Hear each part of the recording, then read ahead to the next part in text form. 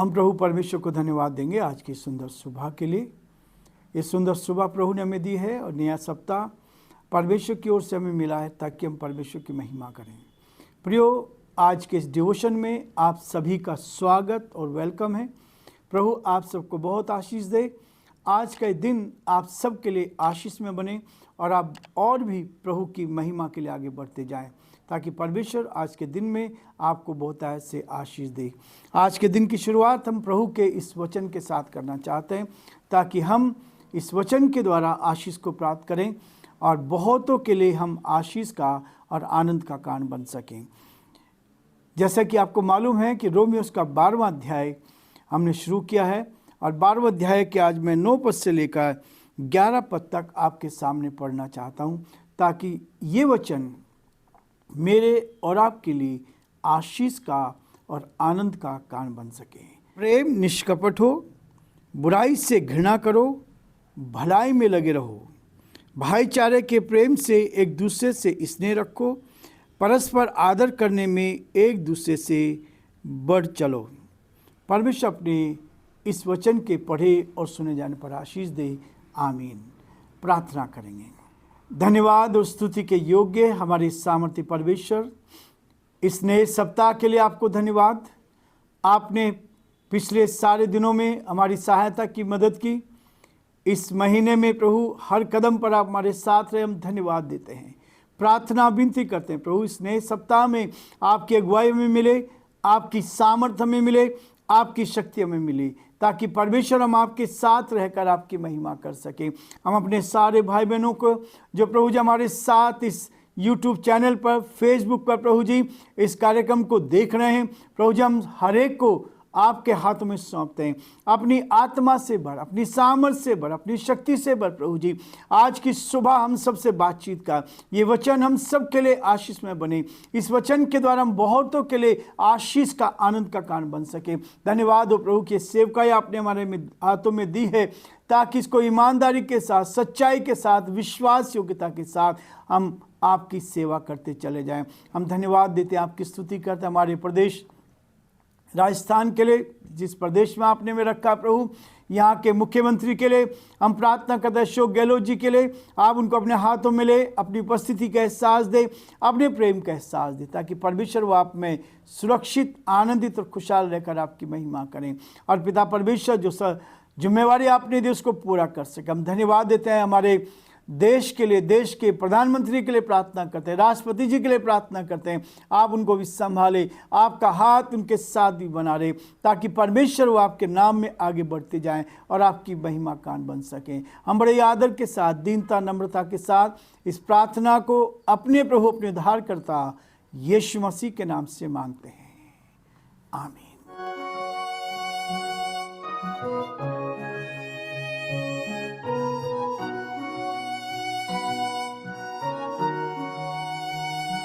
कलवरी के पास खड़ा हो, खून की धारा देता जा,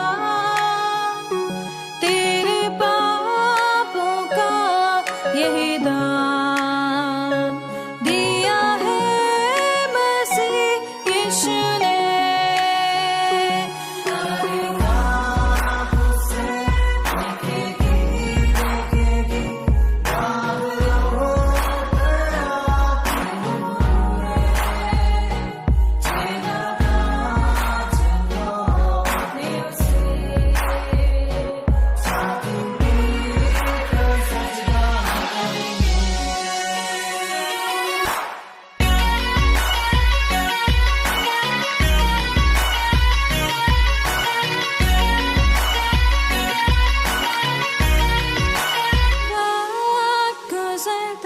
चाहता है, रात अंधेरी आती है, तौबा कर दरवाजा होगा बंद, कुछ ना होगा फिर पछताने से,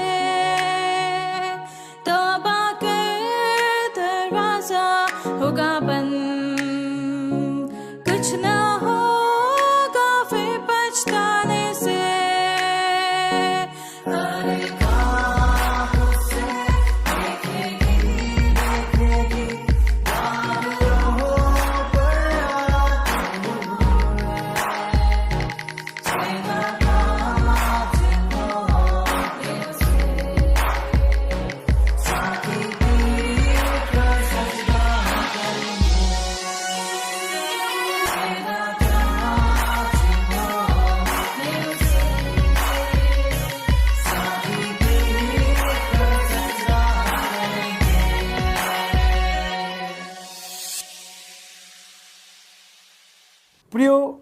परमेश्वर का धन्यवाद करते हैं कि एक एक दिन वो हमारे जीवन में लेकर आता है ताकि हम उसके नाम को धन्य कह सकें, उसकी महिमा कर सकें और उसके नाम को ऊंचा उठा पाएं।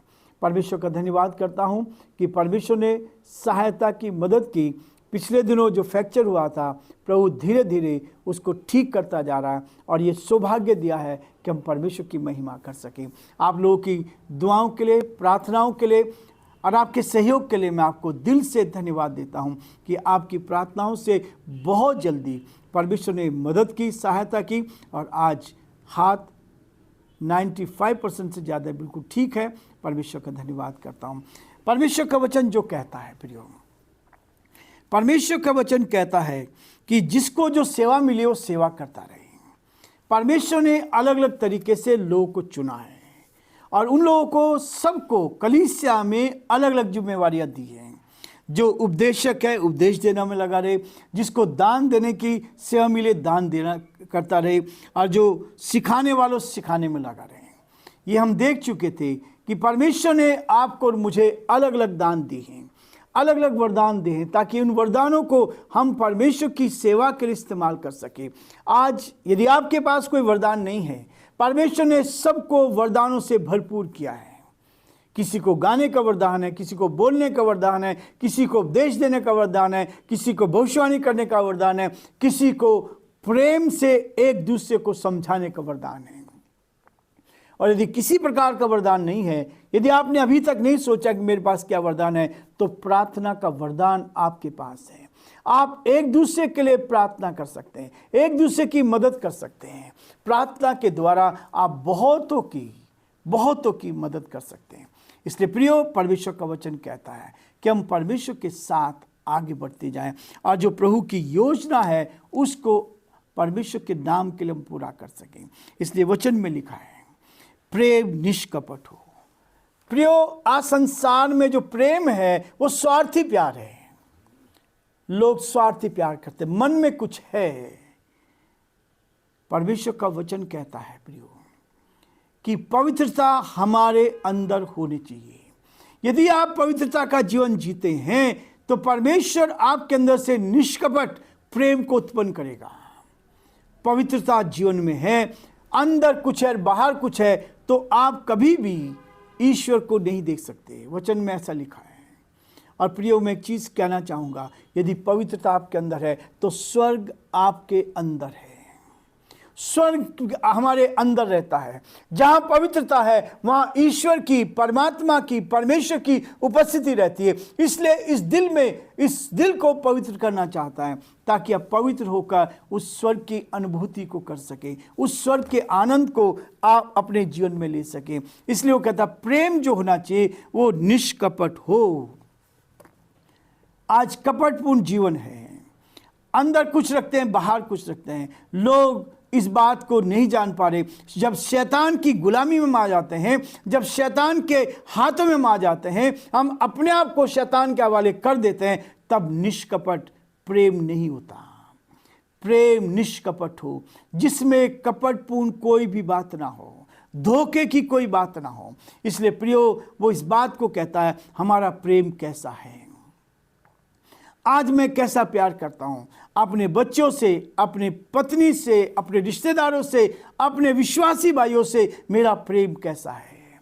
इस प्रेम के बारे में बाइबल बताती है, प्रेम निष्कपट हो, बुराई से घृणा करो। आज संसार के लोग बुराई से दोस्ती करते हैं। आज लोग कलीसिया में भी लोग क्या करते हैं, चर्च में भी लोग क्या करते हैं, बुराइयों से क्या करते हैं, दोस्ती कर लेते हैं। गलत चीज़ों से दोस्ती कर लेते हैं, झूठ से दोस्ती कर लेते हैं, बेईमानी से दोस्ती कर लेते हैं, लालच से दोस्ती कर लेते हैं और किसके साथ, परमेश्वर से अलगाव कर लेते हैं। जो ईश्वर कहता है कि हमें निष्कपट होना चाहिए, लेकिन हम क्या करते हैं, बुराई से दोस्ती कर लेते हैं।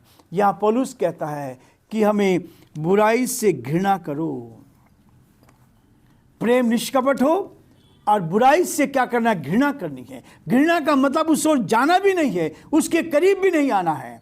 और इसलिए परमेश्वर हमें इस बात के लिए कहता है प्रियो कि प्रेम निष्कपट तो हो, लेकिन बुराई हमारे पास भी नहीं आनी चाहिए। जहां बुराई है वहां परमेश्वर की उपस्थिति नहीं है, जहां बुराई है वहां पवित्रता नहीं है, और यदि बुराई नहीं है तो वहां ईश्वर का निवास आपके अंदर रहता है और आप संसार में सबसे अलग दिखाई दोगे, सबसे अलग दिखाई देंगे। इसलिए कहता है बुराई से घृणा करो और भलाई में लगे रहो। प्रेम निष्कपट हो, प्रेम हमारे अंदर ऐसा हो, और बुराई से घृणा करो और भलाई में लगे रहो। जहां तक हो सकता है, जहां तक आप कर सकते हो, अपनी अंतिम सीमा तक आप भलाई करते रहें, एक दूसरे की भलाई। मैं अभी इस बात के लिए विचार कर रहा था, ईश्वर को कभी किसी ने नहीं देखा है, ईश्वर को कभी किसी ने नहीं देखा है, लेकिन मनुष्य जिनके बीच में हम रहते हैं उनको हमने देखा है। यदि आप परमेश्वर के साथ रहते हैं तो आप उनकी भलाई करें। जितना हो सके एक दूसरे की भलाई हमारे जीवन से होनी चाहिए, जिस भलाई से वो उन्नति करें, स्वार्थ से नहीं। इसलिए चर्च जो है, कलीसिया जो है, एक दूसरे के साथ खड़े होकर भलाई करने की चेष्टा करते हैं, जिसको लोग लालच की संज्ञा देते हैं। लालच नहीं है, प्रेम। परमेश्वर ने सिखाया है कि हम प्रेम में निष्कपट हों, और उसके साथ वो कहता है भाईचारे के प्रेम से एक दूसरे से स्नेह रखो।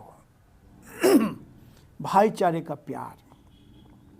प्रभु ने ये सिखाया हमें, अपने हित की नहीं दूसरों के हित की चिंता करो, अपनी नहीं पर दूसरों की चिंता करो। प्रियो, परमेश्वर का वचन ये कहता है कि अपने लिए तो सब जीते हैं, लेकिन हमें दूसरों के लिए जीना चाहिए, हम दूसरों के लिए करना चाहिए। हम ईश्वर के लिए तो करना चाहते हैं, जब अपने भाई लोगों के, अपने पड़ोसियों के लिए हम नहीं कर पाते तो ईश्वर के लिए कैसे करेंगे। इसलिए प्रियो, परमेश्वर का वचन कहता है भाईचारे की प्रीति रखो और एक दूसरे से निष्कपट प्रेम रखो, बुराई से घृणा करो और भलाई में लगे रहो। प्रियो, आज हम ये रुकना चाहते हैं, कल फिर से हम इन बातों को लेकर आगे बढ़ेंगे, ताकि हम सब उत्तम से उत्तम आशीष प्राप्त करते जाएं और ये नया वर्ष हमारे लिए बहुत आशीष का वर्ष बने। जनवरी चल रहा है, जनवरी के महीने में हम बहुत ही अपने जीवन को पवित्र कर सकते हैं, अपने जीवन में बहुत सारे निर्णय ले सकते हैं, बुराई से बचने का निर्णय ले सकते हैं, भलाई करने का निर्णय ले सकते हैं, ताकि आप दूसरों की भलाई करें। प्रभु आप सबको बहुत आशीष दे और प्रभु का हाथ आप पर, आपके पूरे परिवार पर बना रहे। और जो सहयोग आप कर रहे हैं उसके लिए धन्यवाद। कैलेंडर के लिए एक बार फिर से मैं आपको रिमाइंड करा रहा हूँ, यदि आप चाहते हैं कि कैलेंडर आपको मिले तो अपना एड्रेस हमें भेज दें, और जो सहयोग राशि आप भेज सकते हैं वो आप भिजवा दें, ताकि इसके द्वारा भी आप तक कैलेंडर मिल सके और प्रभु आपको आशीष दे।